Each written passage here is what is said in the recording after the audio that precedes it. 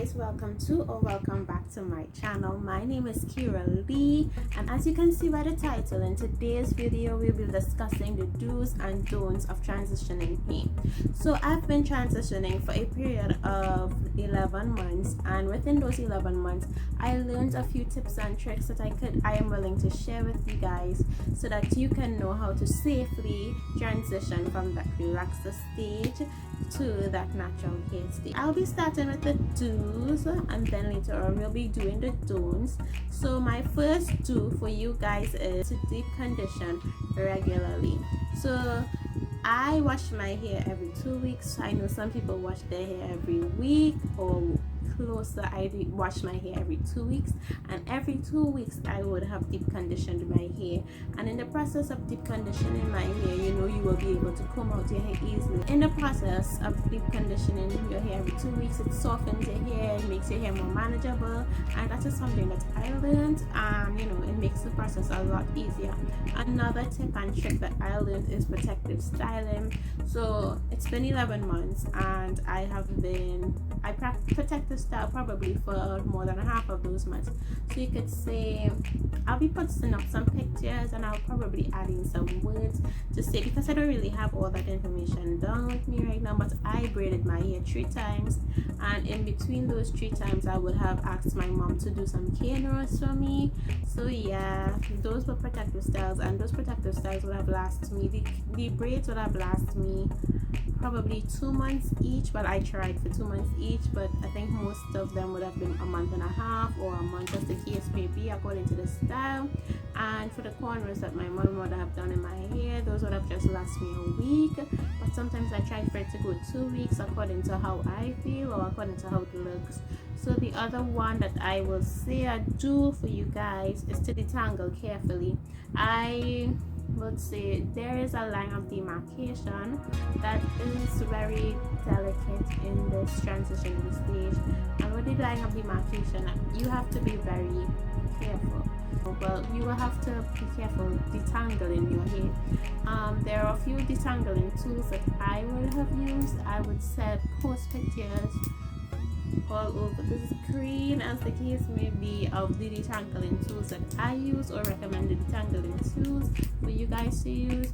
But you will want to detangle your hair from the bottom all the way to the top instead of going from the top straight to the bottom, because you know with relaxed hair it's easier to detangle your hair according to how you keep it.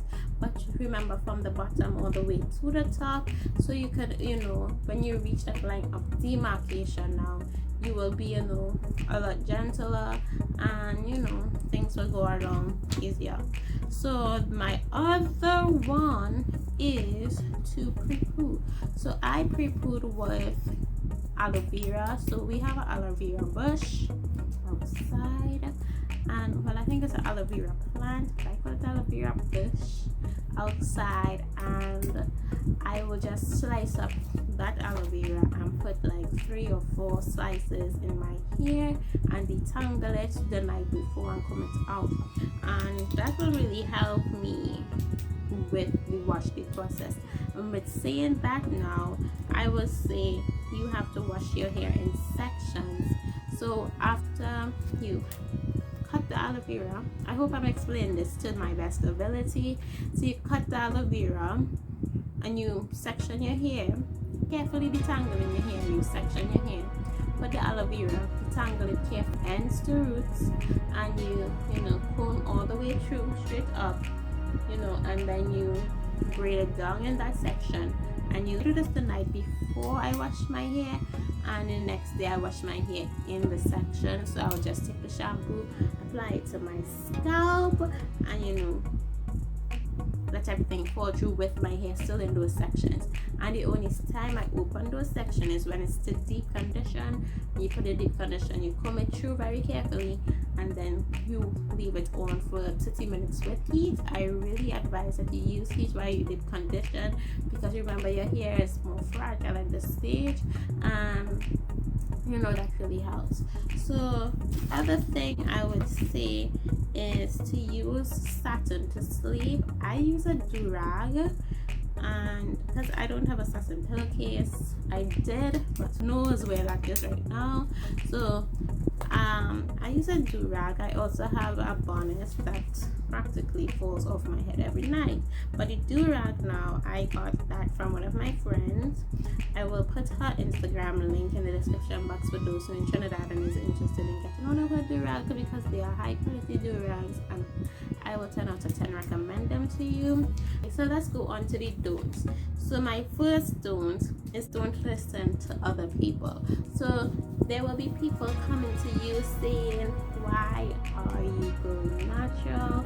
You look so beautiful with your hair straight, a blah blah there, a blah blah that. If you wanna go natural, that is your decision to make, and nobody can tell you differently. There are people who have been telling me, oh, just relax your hair, you look so pretty with your hair, relax, your hair is your beauty, blah blah blah.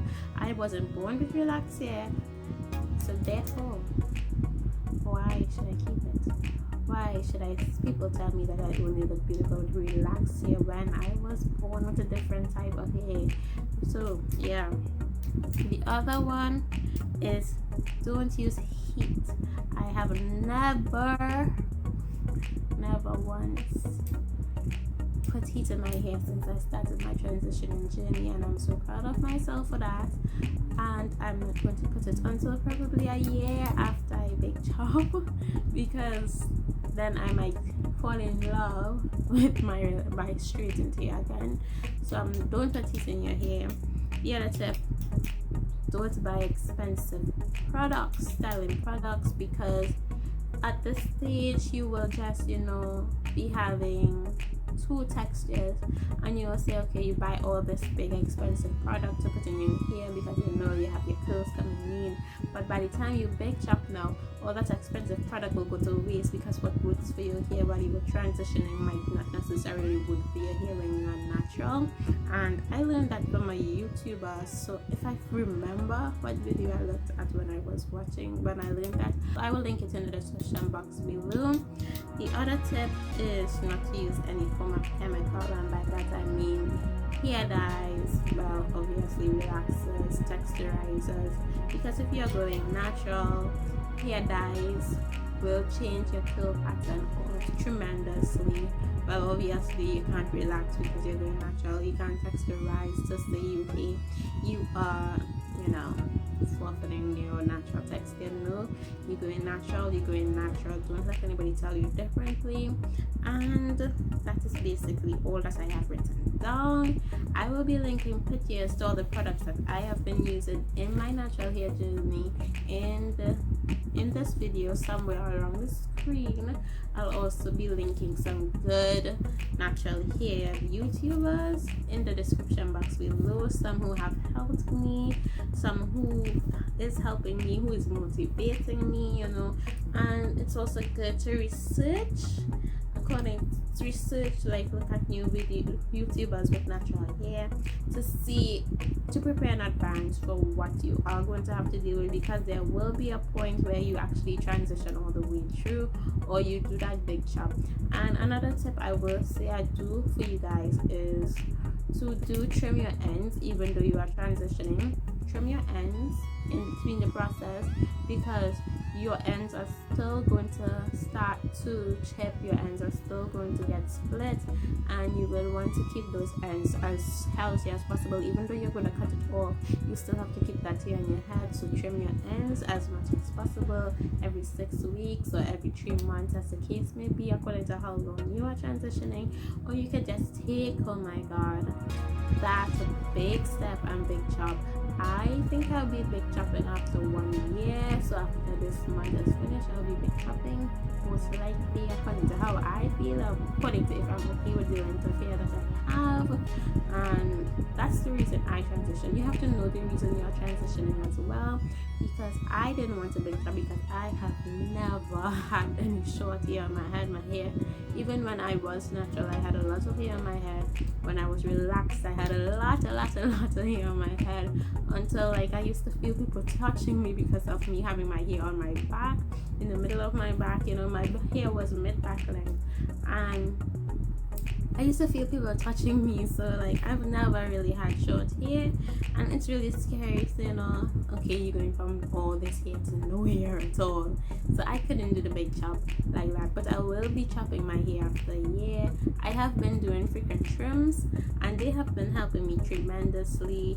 And because my relaxed hair was beginning to get damaged after I started transitioning, because I realized that I was neglecting my relaxed hair, and that's why I say trim your hair constantly and don't buy expensive products that you think will work for your natural hair, because you still have to consider that your relaxed hair is still on your head even though you are trimming it off.